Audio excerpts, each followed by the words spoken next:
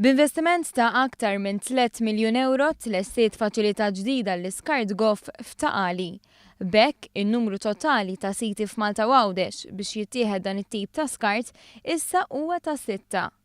Dawn il-faċilitajiet huma postijiet fejn il-pubbliku jista' jieħu u jarmi diversi tipi ta' skart domestiku Goff, dan flimkien ma' skart domestiku perikolus u materjali riċikabbli. Matul is-sena li għaddiet aktar minn 170,000 persuna għamlu użu minn dawn is-siti, b'aktar minn 24,000 tunnellata ta' skart Goff kien depożitat. Il-kap eżekuttiv tal-Waste Tonio Montebello fisser kif il-faċilità l-ġdida f'Ta Qali tinkorpora fiha in-vessel composter, dan b'differenza għal 5 siti l-oħra. Dan il-vessel composter huwa equipment illi bażikament il-materjal organiku jagħmlu f'kompost.